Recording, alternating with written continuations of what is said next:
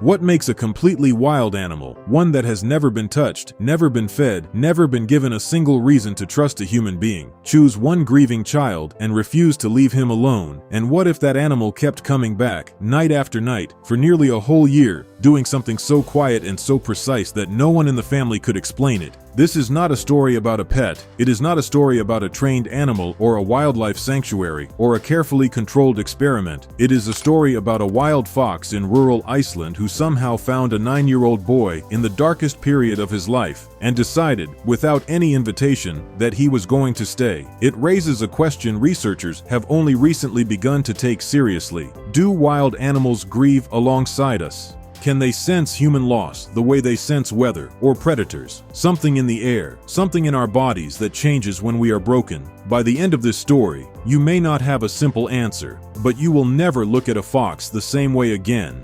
Elias Björnsson was 9 years old when his mother died. She had been sick for 2 years, a slow illness that the family in their small farmhouse outside Akureyri, Iceland, had learned to live around. The quiet hospital visits, the careful conversations, the way his father Gunnar stopped listening to music in the car. When she finally passed in late October, the world outside went the color it always is in Icelandic autumn. Gray and low and endless. Elias stopped eating much. He stopped talking much. He would sit by the window of his bedroom each evening and watch the field behind the house go dark, and his father didn't know how to reach him. Gunnar was 43, a structural engineer who had spent his whole life solving things with his hands and his mind, and this was the one problem he couldn't solve. His son was present, but somewhere very far away. A grief counselor visited twice a week. Relatives called. Food arrived at the door. None of it seemed to land. Then, about 3 weeks after the funeral, Elias mentioned something at breakfast. Quietly, the way he said everything now. He said there was a fox outside his window. Gunnar assumed it was a one-time sighting. Foxes were not unusual in that part of Iceland. Arctic foxes were common in the highlands, occasionally wandering toward farms in autumn when food grew scarce. He nodded and went back to his coffee.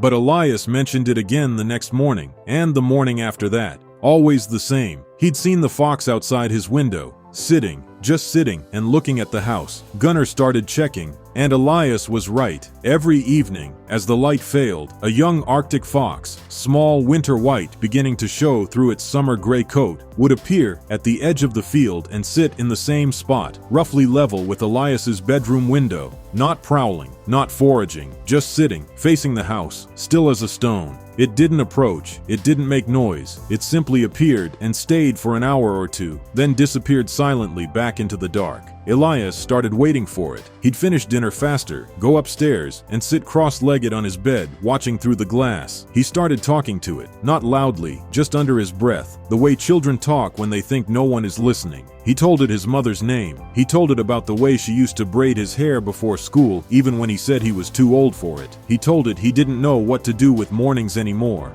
The fox sat and listened in the only way a fox can, motionless, ears forward, eyes catching what little light there was. Gunnar watched this from the doorway for weeks, saying nothing. He didn't want to interrupt whatever was happening. He didn't have a name for it. He just knew that when Elias came downstairs after those evenings at the window, something in his face was slightly less absent than before. Then one evening in December, the fox didn't come. Elias waited the full evening. It didn't come the next night either. By the third night, Elias had gone very quiet again, in a different way, tighter, more frightened, as though he'd lost something he hadn't been given permission to keep.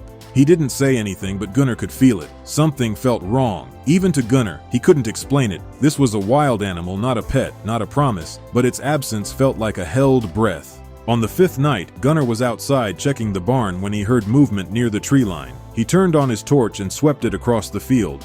And there was the fox, but this time not alone. There was a second fox beside it, slightly larger, with a visible injury to one hind leg, a limping, cautious gait that made it move in short, careful bursts. The young fox was walking beside it slowly, matching its pace. They sat together at the edge of the field for a while. Then, as though something had been settled, they separated. The injured one disappeared into the trees, and the young fox, their fox, Elias's fox, walked calmly back to his usual spot and sat facing the window. Gunnar stood in the cold for a long time trying to understand what he had just seen. He called a wildlife biologist at the University of Akureyri the following week and described everything. the nightly visits, the stillness, the positioning, and what he'd witnessed that night. The biologist was quiet for a moment. Then she explained, Arctic foxes are highly intelligent social animals. They form pair bonds and family groups, and they are deeply sensitive to distress signals, not just from other foxes, but from other species, including humans. Research has shown that foxes, like dogs and wolves, can detect elevated cortisol and stress hormones through scent at considerable distances. A grieving human body is a chemically different body. The prolonged, static presence of a young fox near a distressed child, not hunting, not fleeing, is consistent with what wildlife researchers call comfort-seeking proximity behavior, observed in foxes that have habituated to human presence and respond to sustained emotional signals they associate with stillness and safety, rather than threat. The fox had not been drawn to Elias by food or training. It had been drawn, the biologist believed, by grief, a scent it recognized, perhaps from its own experience, as something that required presence rather than distance. What Gunnar had seen that night in the field was, most likely, the young fox tending to an injured companion,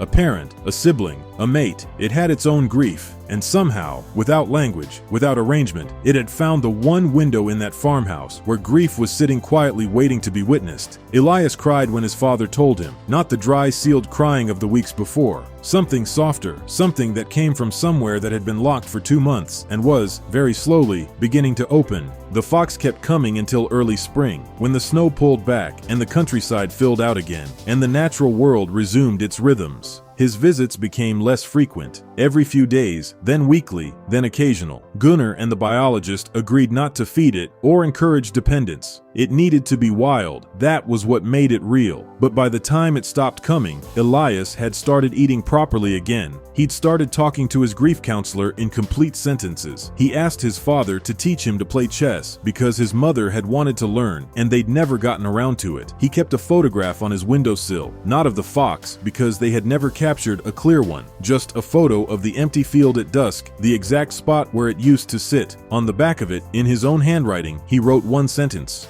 He came when I needed him to. 2 years later, when Elias was 11, a young Arctic fox was spotted by a neighbor sitting at the edge of their field again. Smaller, this time, newer, a different fox, or perhaps a different generation.